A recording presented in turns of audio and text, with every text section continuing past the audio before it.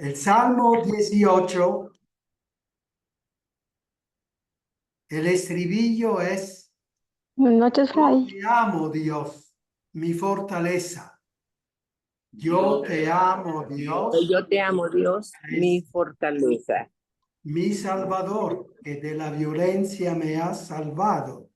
Dios, mi roca, mi baluarte, mi liberador, mi Dios, la peña en que me amparo, mi escudo y fuerza de mi salvación, mi ciudadela y mi refugio. Yo te Yo te amo, Dios, mi fortaleza. invoco a Dios, que es digno de alabanza, y quedo a salvo de mis enemigos. Yo te amo. Yo te amo, Dios, mi fortaleza. Las olas de la muerte me envolvían, me espantaban las trombas de Belial. Yo te amo. Yo te amo, Dios, mi fortaleza. Los lazos de Sheol me rodeaban, me aguardaban los cepos de la muerte. Yo te amo, Dios, mi fortaleza. Entonces clamé a Dios en mi angustia, a mi Dios invoqué, y escuchó mi voz desde su templo, resonó Yo, llamada en sus oídos. yo te amo, Dios, mi fortaleza. Gloria al Padre y al Hijo y al Espíritu Santo. Como era en el principio, ahora y siempre, por Ahora y los siglos de siempre, los por los siglos. siglos de Amén. los siglos. Amén. Yo te amo, Dios. Te Te amo, amo, Dios, mi Fortaleza. fortaleza. Bien, entonces vamos a empezar una clase que a mí me entusiasma.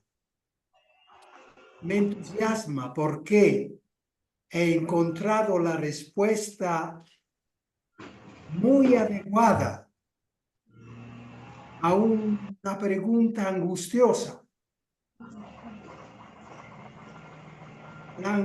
La pregunta angustiosa era: ¿Dios es solo amor o es también otra cosa, además de amor?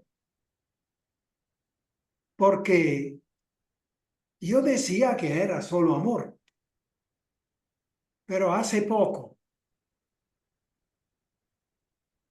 una persona de nivel que estaba explicando estas cosas,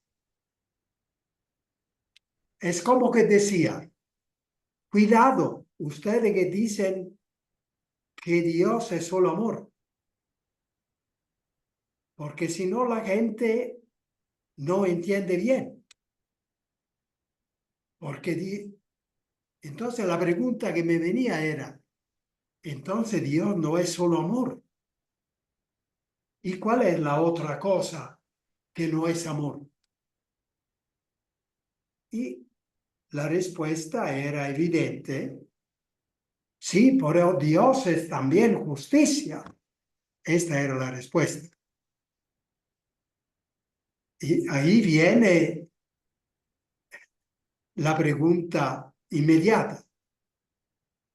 Entonces, ¿la justicia no es amor? Un poco angustiante.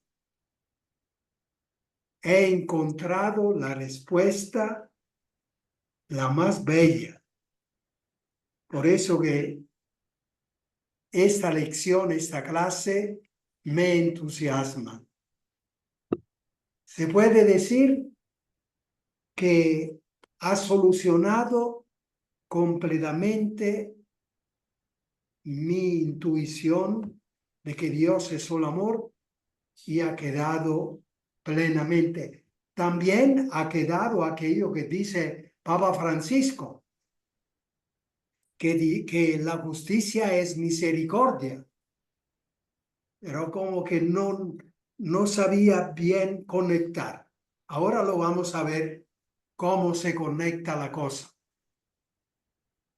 La justicia, este es el título de la clase. En la Biblia, el término justicia es una de aquellas palabras que reúnen todas las sublimes atribuciones de Dios. Esto yo lo aprendí cuando todavía seminarista pequeño, se decía los salmos, y eso era la explicación del maestro. La palabra justicia es una palabra, una de aquellas palabras que indican todas las perfecciones de Dios. Y eso me ha ayudado a ubicarme.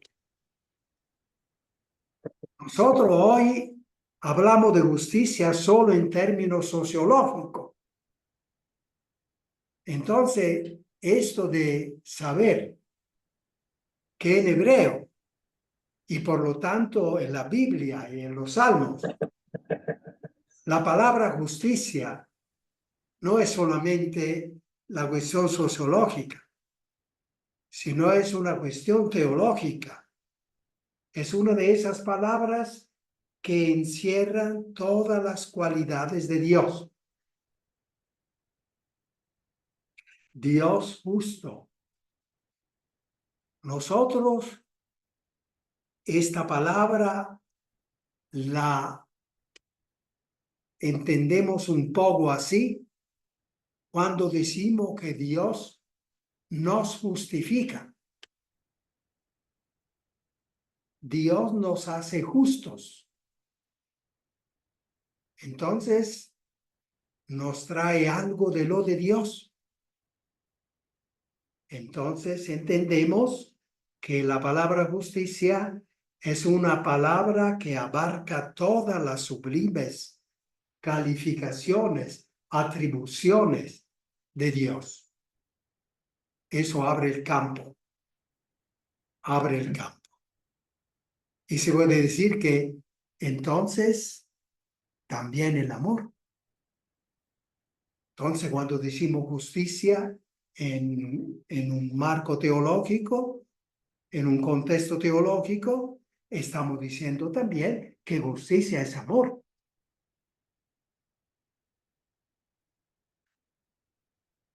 Dios es justo y nos hace justos con su gracia.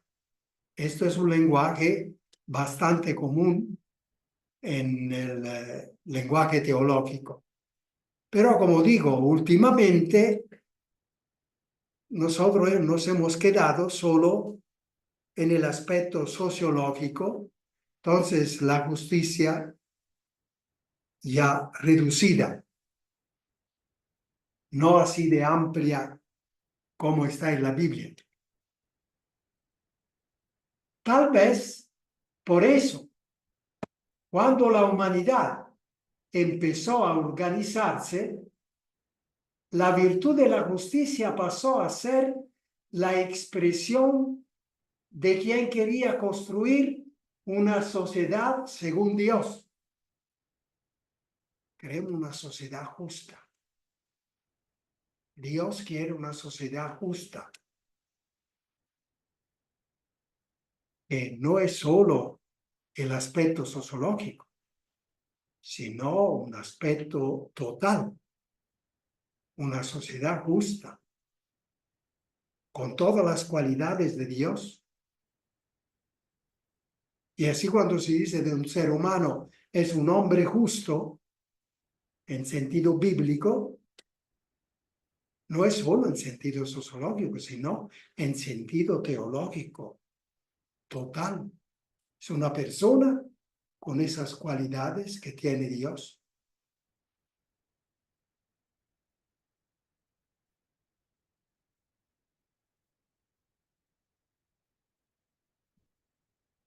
Que respondiera a las necesidades más profundas de todo ser humano. Fíjense cómo se va desplazando bonita la cosa. del sentido bíblico, teológico, hay un mundo que se está organizando y entonces quiere una sociedad buena, como Dios la quiere.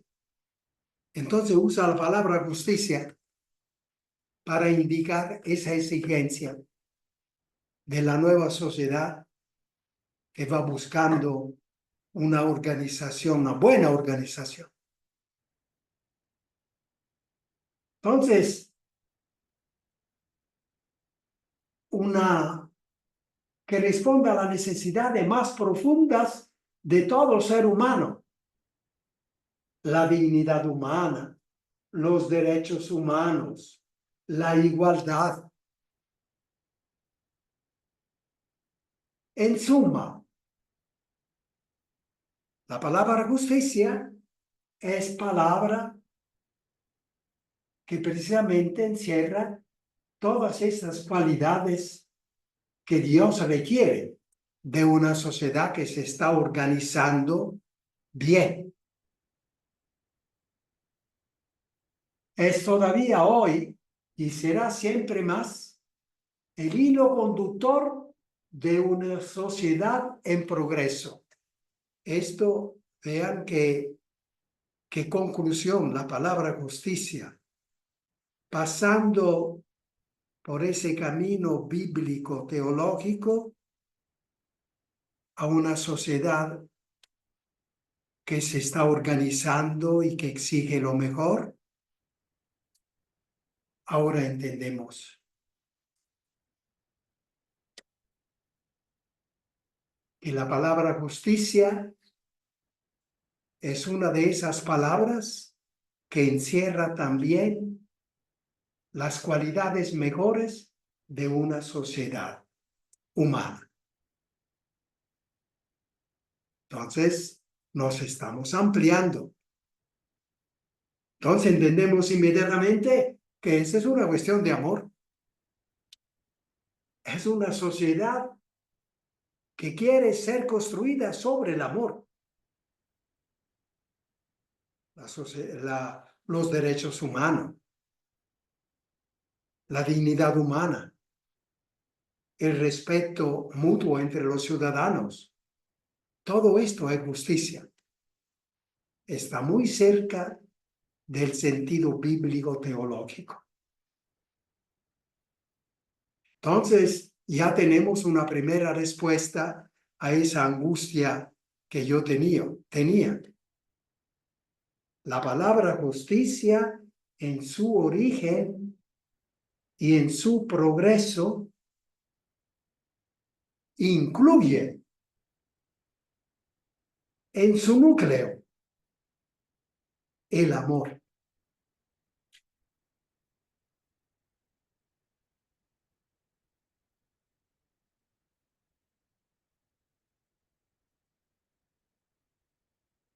Ahora, esta es una reflexión general para responder a esa angustia que tenía yo. Es una primera respuesta. Veremos que hay otra respuesta que confirma esta primera respuesta que acabamos de dar. Justicia no es algo diferente que el amor, sino es una expresión del amor, de todas las cualidades de Dios que nosotros reunimos en torno a la palabra amor. Una primera respuesta que ya nos tranquiliza, a mí me tranquiliza.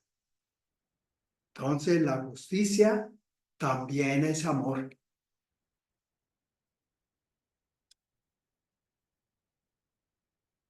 Y ahora vamos precisando, según el esquema de este curso, antiguo paradigma y nuevo paradigma. O sea, cómo se entendía la palabra justicia antes de esta nueva época de nuestra de nueva exigencia. ¿Cómo se entendía? La justicia, hasta nuestro tiempo, es entendida como castigo. Ahí está el punto. La sociedad se está organizando, exige la justicia y al que, en el sentido positivo que hemos dicho, pero aquellos que no hacen eso serán castigados. Poco a poco, entonces, justicia pasa a ser un castigo. El término que indica el castigo a aquellos que no hacen la justicia. Pero hasta nuestro tiempo es entendida como castigo y no sugiere siempre sentimientos de venganza. Esto es el antiguo paradigma. Es la palabra como se usa normalmente. Incluso ese padre que es un sacerdote de nivel, que habla en público, etc. Incluso él tiene, que pero no está en esta búsqueda nuestra, se confunden. Porque al decir, no digas Dios es solo amor. ¿Y por qué?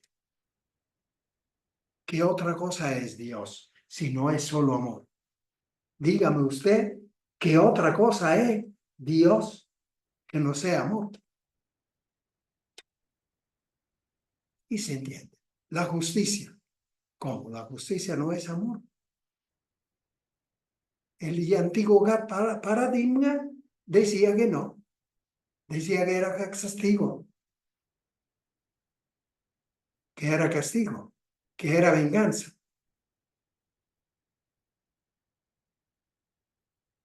Incluso este hermano, pues, sacerdote, ha caído en esta trampa.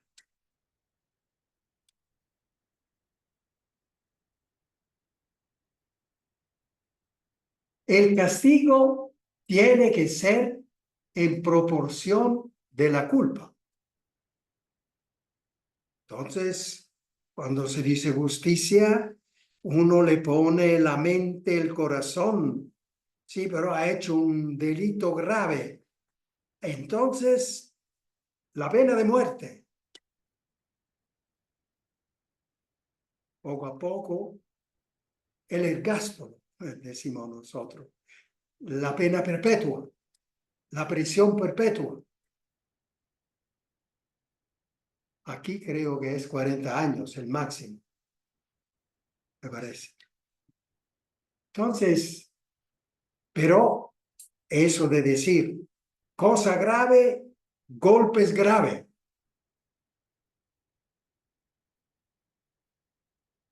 El sufrimiento tiene que ser máximo.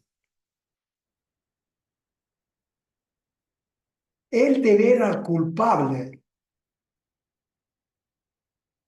entrar a la cárcel, genera satisfacción y algo parecido al odio.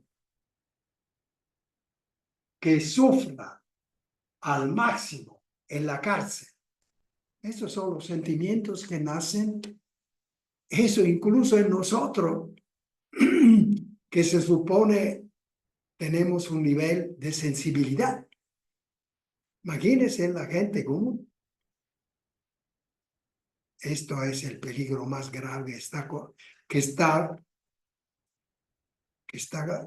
corriendo Estados Unidos, que está en torno a eso. Y en torno a eso está construyendo un imperio de armas. Y allí viene todo lo peor. El arma es en torno al odio. En torno a este concepto de justicia, supuestamente. que llaman legítima defensa. Pero la legítima defensa que tiene su sentido, pero puesta en ese volcán de violencia, ya no tiene nada de legítima defensa. Es solo defensa de la propia razón. ¿Tengo razón yo? No. Sí. No. Saca la pistola. Ta. Miles de homicidios al día suceden en el mundo por tener la razón, por reclamar de tener la razón. Es la soberbia al máximo nivel. La justicia, en el antiguo paradigma, se ha puesto al servicio de este sentir, esta corrupción en torno a la soberbia. Yo tengo la razón. No. Sí. No. Se levanta el tono. Se levanta el tono. ¿Cuántas familias? Y eso del homicidio es el máximo nivel, digamos. Pero ¿cuántos divorcios? ¿Cuántas luchas en las casas? Por eso. Recuerdo mi mamá. Yo era un niño de 6, 7 años. Que mi mamá, cuando mis hermanos levantaban la voz para tener la razón, mi mamá que le decía, Augusto, Augusto, la razón es de los tontos. Yo oía la cosa, las razones de los tontos. No, quién sabe qué querrá decir mi mamá. Hace 4 años lo entendí. A fuerza de confesar y la gente que dice, hemos peleado, nos hemos dividido, hemos estado un mes. ¿Por qué? ¿Por qué hemos peleado? Eso me ayuda mucho porque yo le explico eso. ¿Sabe lo que significa que ustedes han peleado? Significaba que los dos querían la razón a toda costa. Y entonces, si el otro no, yo tengo la razón y tú tienes que admitir que yo tengo la razón.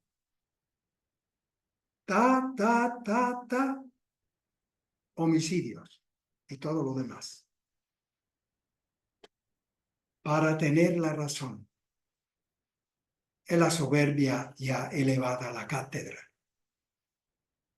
Y la justicia, en el antiguo paradigma, era a servicio de este sentir. De este sentir donde manda la soberbia. La soberbia, entonces, lo contrario de la compasión, lo contrario de la comprensión,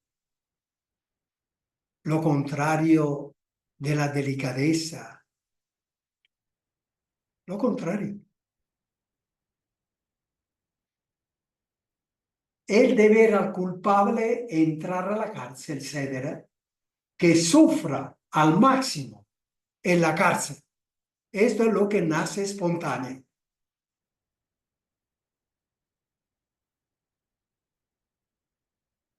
Vamos adelante. Casi nadie piensa en la reeducación del reo y en su conversión. Sería interesante hacer una especie de preguntas.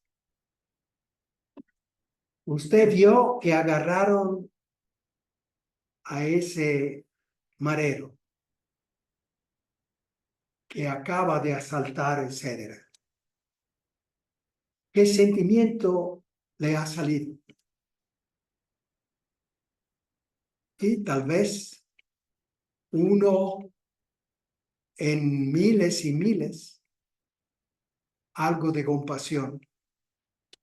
Persona un poco más madura, que han sabido cómo es la vida, que sabe que el muchacho puede haber sido mal educado por su familia. Puede ser. Pero ordinariamente es el sentimiento de rechazo, de odio, y nada de reeducación. O hay que ver cómo ayudarlo a cambiar, a convertirse. Solo personas de alta sensibilidad piensan en estas cosas.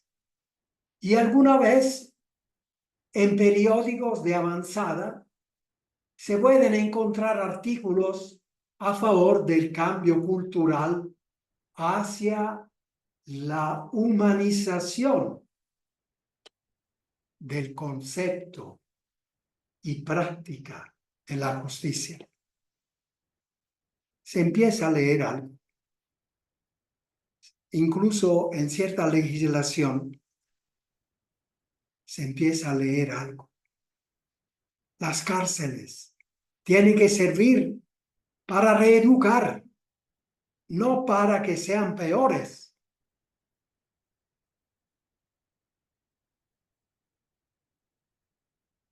La impresión es que estamos todavía demasiado lejos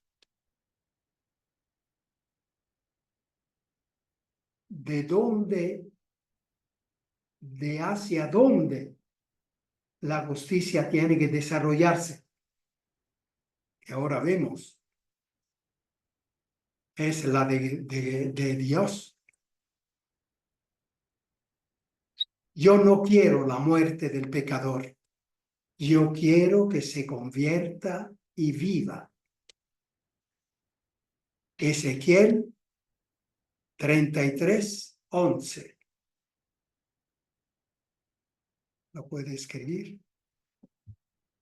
Ezequiel 33:11. Yo no quiero la muerte del pecador. Yo quiero que se convierta y viva. Esto tiene que llegar a ser, ¿cómo dicen ustedes?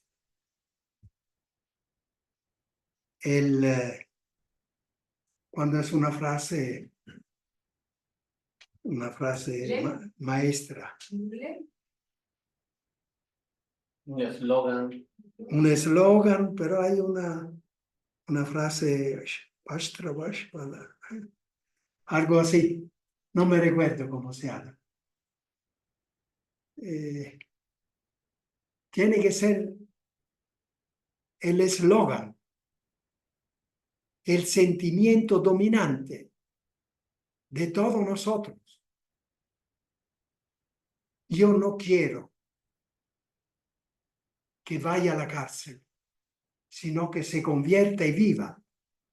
Así, pero para que se convierta hay que llevarlo a la cárcel para ayudar. Estamos de acuerdo. Tendrá que encontrar un sistema, un lugar, un ambiente donde pueda cambiar de mentalidad. Ah, bien, pero para que cambie de mentalidad, para que se convierta y viva. Entonces, parece que estamos demasiado lejos todavía. Ahora que las cosas cambian rápido, puede ser que dentro de 30 años ya se empiece a preocuparse la humanidad de las cárceles. Hay que aprovechar el cambio de época para dar el salto.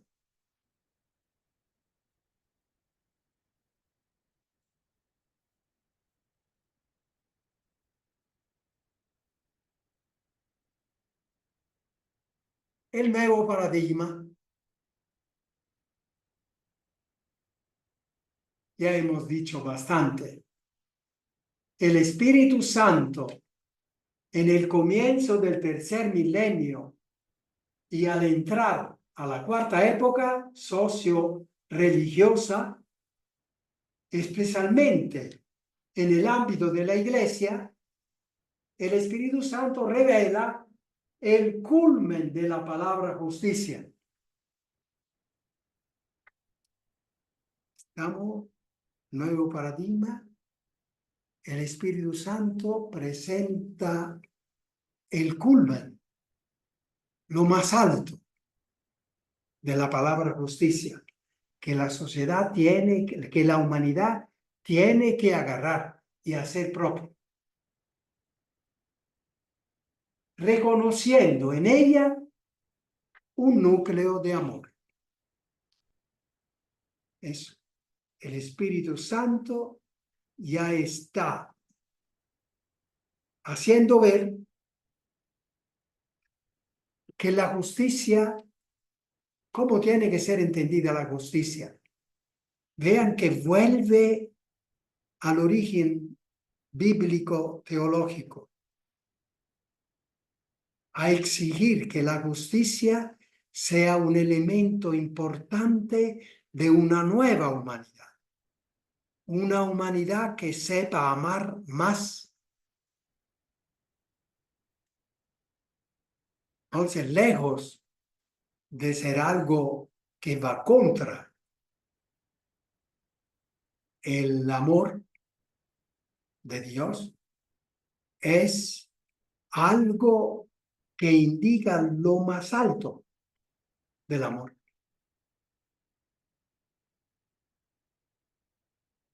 Juan Pablo II dice que la justicia es el primer paso del amor. Eso.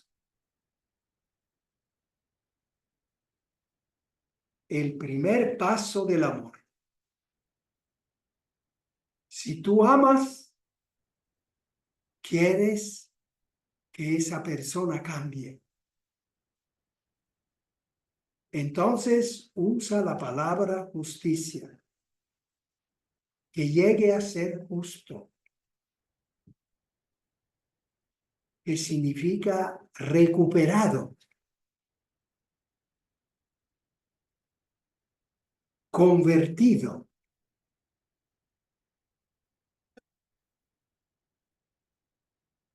Y Papa Francisco a menudo la llama pura misericordia.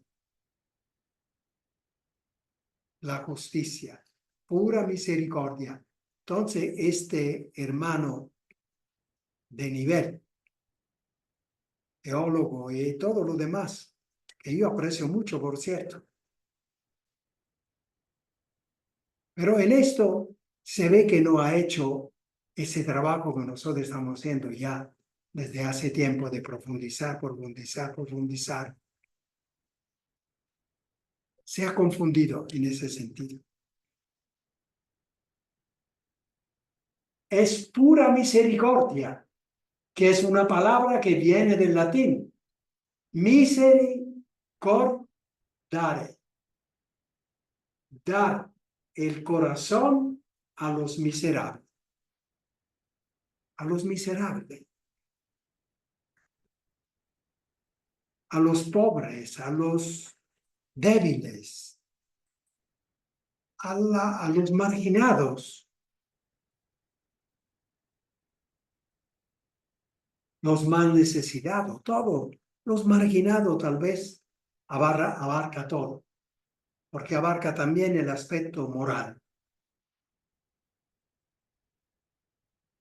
Dios, en Ezequiel, fija el contenido fuerte del concepto de justicia. Yo no quiero la muerte del pecador, sino que se convierta y viva. Ezequiel 33:11. Carlos lo escribió. Esta debería de ser la reacción espontánea del ser humano. Un ser humano más adelantado, más evolucionado, llegará a ser, porque seguro que se va hacia allí, llegará a entender la justicia como la entiende Dios y a querer para el pecador lo que quiere Dios, no lo que quiere la soberbia, el desprecio, la maldad, etc. Entonces, esta debería de ser la reacción espontánea del ser humano evolucionado, especialmente de los operadores de justicia, los que trabajan, los jueces, incluso los abogados. Pero ahí hay otras cosas que hacen daño. Los jueces deben de tener un sentir muy alto de la justicia. Y naturalmente lo que trabaja en la cárcel. Y aquí está lo que me ha hecho explotar de alegría en todo sentido y por todas las razones, las que hemos dicho y otras que vamos a decir. Jesús, en el episodio de la mujer adúltera, Juan 8:1-12, resume con eficacia todo lo dicho, todo lo que acabamos de decir sobre el término justicia. Juan, en el episodio de la adúltera, resume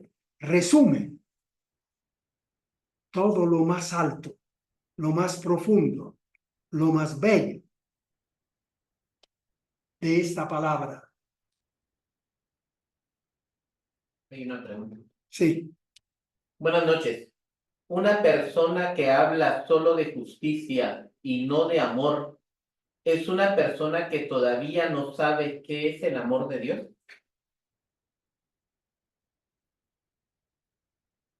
No diría, porque la justicia tiene el sentido correcto de ayudar a una humanidad que no tenga delitos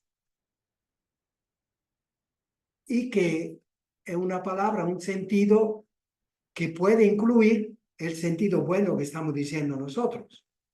Al decir la palabra justicia, queremos más justicia en Guatemala, puede ser que esa persona que habla de justicia en Guatemala, puede ser que incluye todo lo bonito también que hemos dicho nosotros.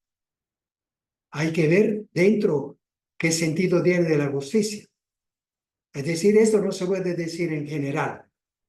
Hay que ir preguntando qué sentido tiene usted de la palabra justicia. Porque puede ser una persona que incluye todo lo que acabamos de decir. Entonces, si es una persona así, está bien que hable de justicia. Creo que se entiende. ¿Entendió el que hizo la pregunta? Si no, paciencia. Sí, Fray, gracias. Bien. Es que era una afirmación esa. Sí, naturalmente, si la persona responde que la justicia es que agarren todos los mareros y hagan Abajo. peor que Bukele. Sí, Él los zarandea a todos. Bueno, entonces yo ya diría, usted está entendiendo la palabra justicia con el antiguo paradigma. Entonces no estamos de acuerdo, ¿verdad? Resume con eficacia Jesús en este episodio todo lo dicho. ¿Cómo entiende la justicia el antiguo paradigma y cómo debe evolucionar hacia el nuevo paradigma? Eso.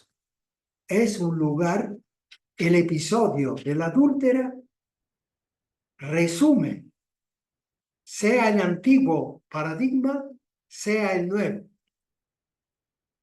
¿Y cómo debe de ser?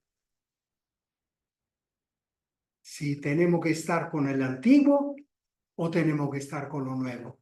¿Con quién está Jesús? ¿Con el antiguo paradigma o con lo nuevo? Ahora lo vamos a ver.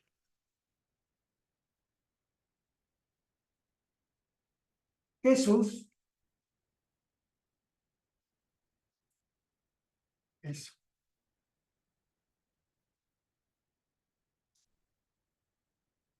Sorprendentemente, al exponer el tema sobre Dios, solo amor, me ha ocurrido que aún personas de alta sabiduría teológica objetaran de la siguiente manera.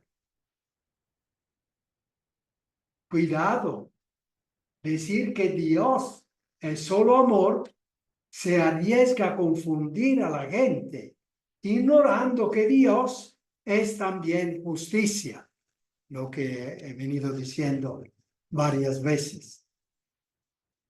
Interpreto yo que se quiere decir con esas palabras y ese tono que Dios no es totalmente amor, porque es también justicia, que no sería amor. Así entiendo la objeción. Sigamos.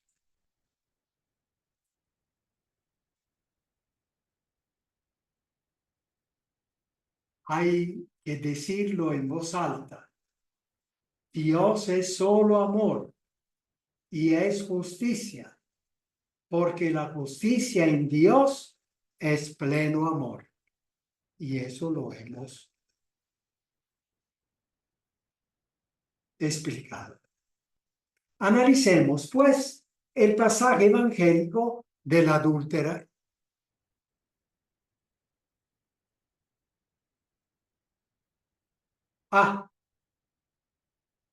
Al centro de la disputa entre Jesús y los fariseos está el concepto de justicia. Los fariseos le llevan la muchacha, la mujer, y le dicen, Moisés en su legislación dice que estas mujeres hay que matarla. Entonces, el centro es la justicia. El centro de los fariseos es la justicia. Y le piden a Jesús que actúe, que haga la justicia.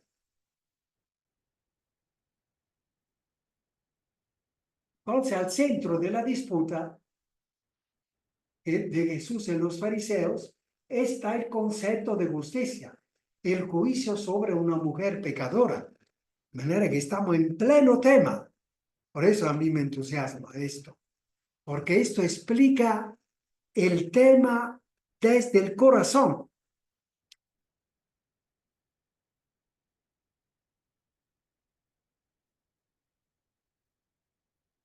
B.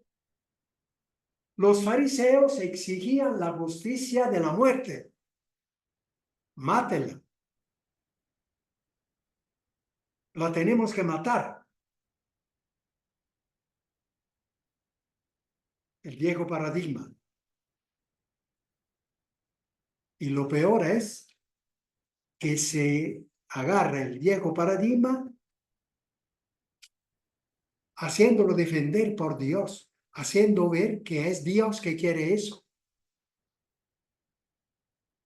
es decir, cristianismo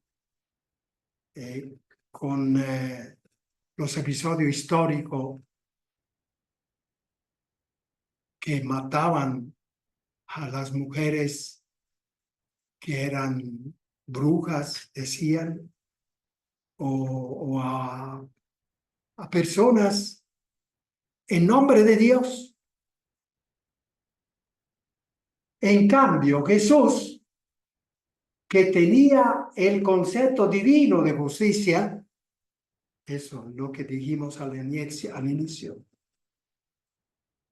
dijo palabras perdonadoras y salvadoras, la justicia de la vida, no de la muerte. Los fariseos querían la justicia de la muerte. Jesús quiere la justicia de la vida.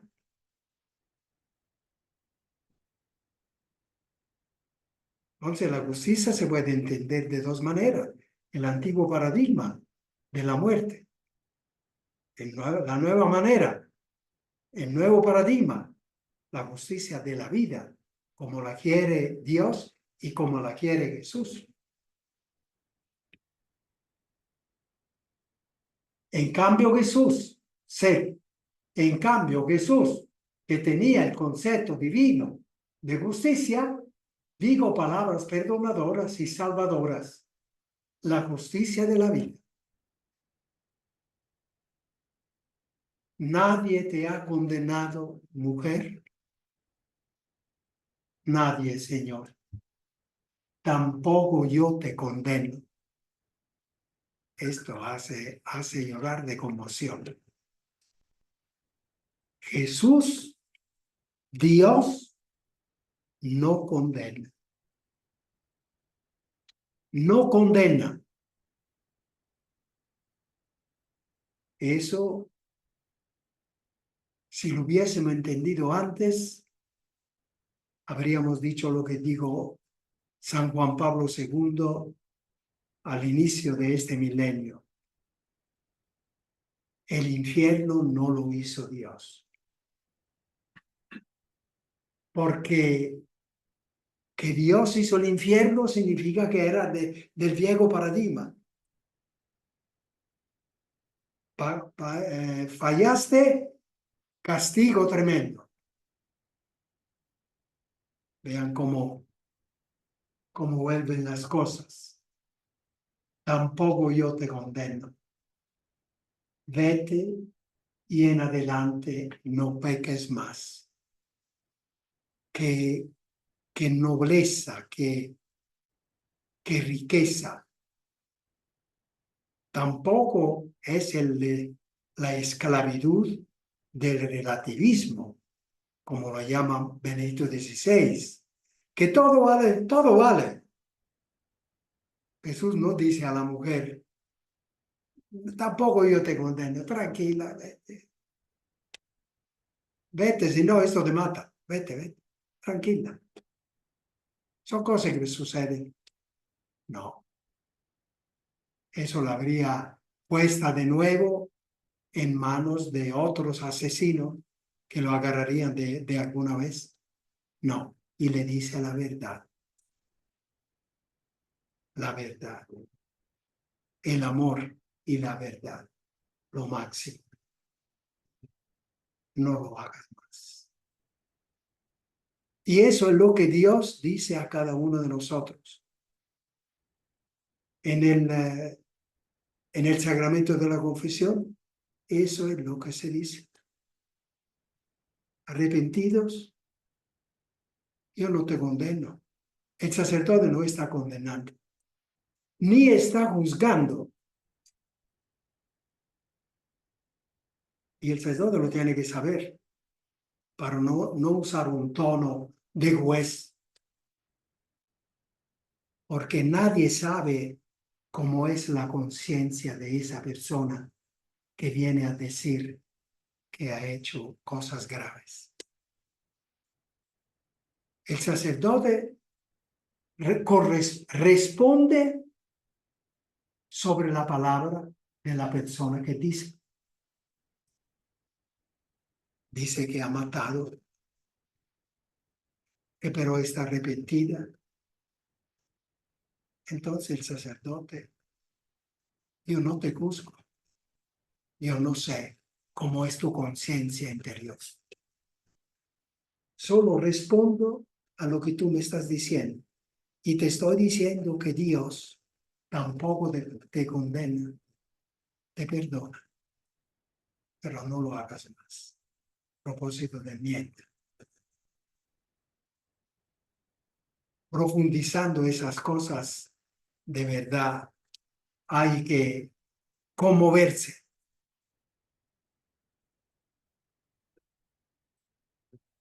Entonces, ese episodio a mí me ha entusiasmado porque es la primera vez que lo leo así. Y como en el contexto de Dios es solo amor, entonces me abre me llena todas las respuestas que buscaba. Toda la respuesta que buscaba. Ya no hay ninguna objeción. No hay ninguna objeción. Cada una de las palabras que dice Jesús a la mujer pecadora rebosa de amor y de vida, no de muerte. Dios es amor, justicia, misericordia. No hay contradicción entre estos términos. Hay correspondencia. Aquí tenemos dos conceptos de justicia. El concepto de los fariseos, que era egoísmo y venganza personal y social, y el concepto de Jesús, que era amor compasivo y salvador. Así termina. Todavía. Podía terminar aquí. Vamos a ver qué otra cosa. El concepto de justicia me he conmovido tanto que me viene el hipo.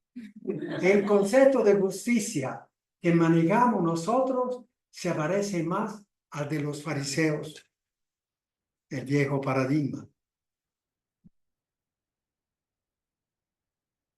Toda la humanidad, los cristianos primeros, debemos ir asimilando el concepto de justicia que expresó Jesús en este sublime episodio evangélico.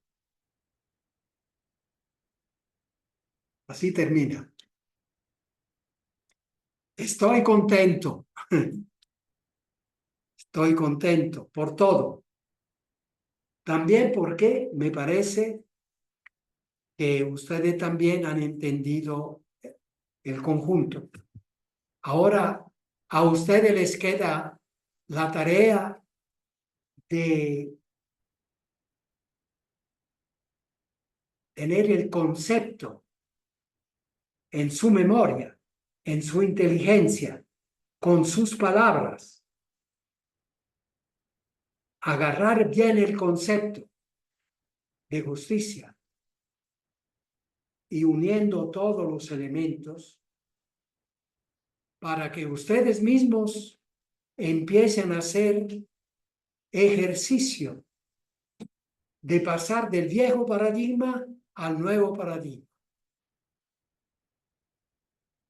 Y así ayudar a los demás y así autorrealizarse, crecer en amor, crecer en humanidad, crecer en cristianismo.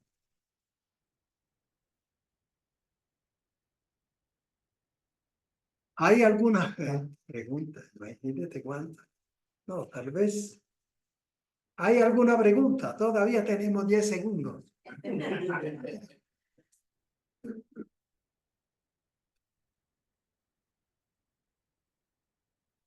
Sí. Todo está claro, ¿verdad? Hay algo que yo tenía desde hace algún tiempo la inquietud.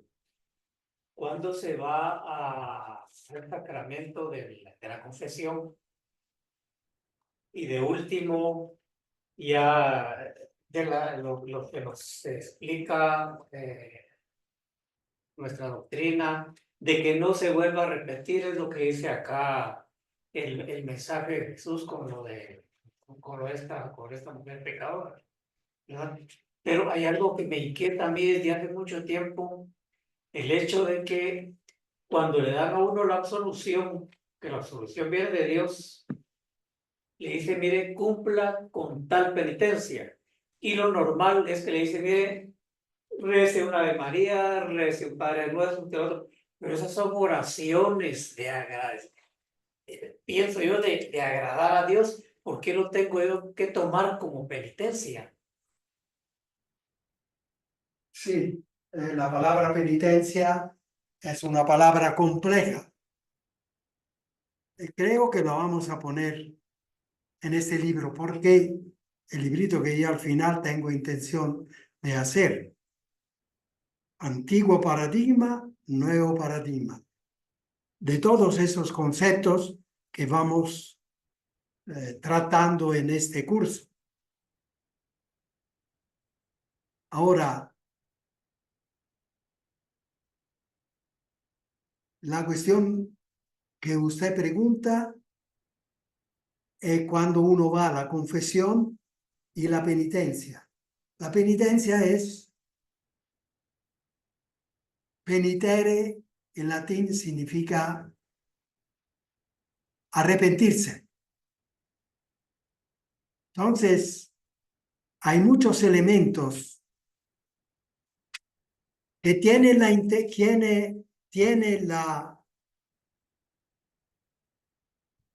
el objetivo del arrepentimiento, de no pecar más. Y también incluso de la propósito de enmienda.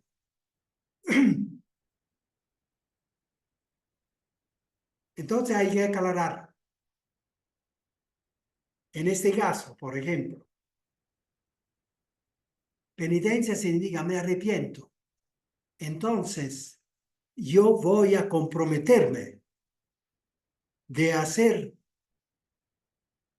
todo lo que me ayude a convertirme. Entonces, donde la penitencia se ha metido el silicio, el sufrir y todo lo que es eso. Hacer penitencia es sufrir para pagar por el pecado mío. Y aquí ya nos perdemos. Nos perdemos porque es la antigua teología que hemos visto en la Semana Santa. Pagar a Dios, sufrir, Jesús sufrió, pagó para pagar a Dios. Entonces, partiendo de esa teología, viene todo el resto. La penitencia hay que hacerla, hay que sufrir, hay que ayunar, etcétera, para pagarle a Dios. Todo esto es el viejo paradigma que hay que votar. Sin embargo,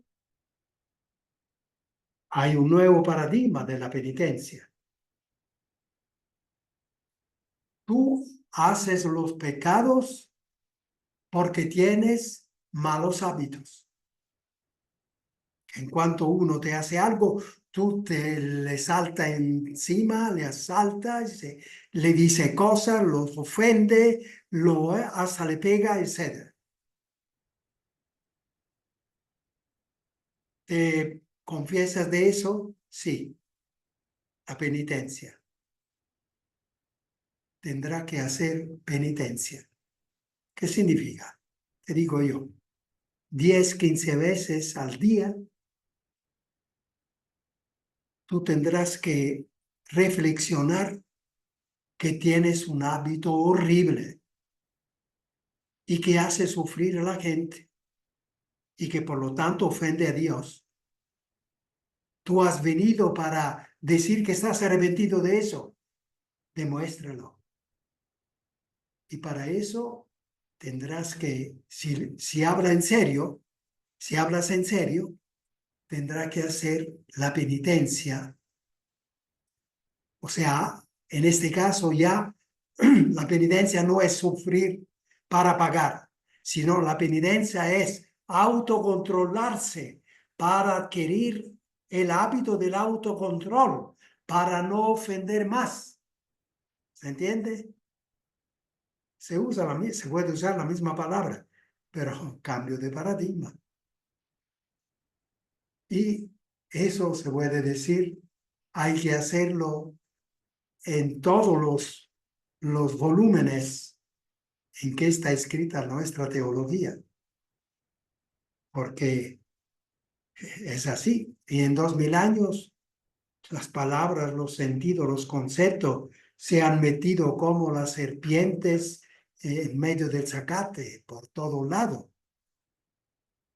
Ahora nosotros, aprovechando de un paso enorme, que es una nueva época, un nuevo milenio, y por lo tanto un nuevo paradigma, estamos tratando de buscar muchas serpientes, algunas serpientes más a la mano, pero ¿cuántas son? ¿Verdad? Poco a poco, porque luego en la medida que vamos agarrando estas serpientes, sucede que otras serpientes que dependían de esta también se mueren. Entonces se va renovando todo un modo de pensar, de sentir, de reaccionar, que es la sociedad humana que va adelante.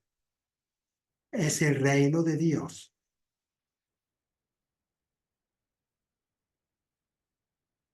Bien, ¿qué quieres Mauro, más? esto pasa similar a todo esto del consumismo, que uno sale a la calle y encuentra publicidad sobre todos los valores contrarios, digamos, a la forma de educar a un hijo, que lo importante es ser guapo, que es ser inteligente, que es tener dinero, comprar cosas que no se necesitan, endeudarse.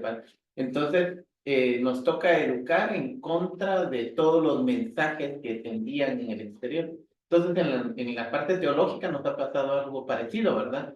De que lo verdadero, digamos, y lo que se dice en estos 2000 años, como usted dice, de alguna manera contradice, digamos, las cosas verdaderas o importantes. Sí.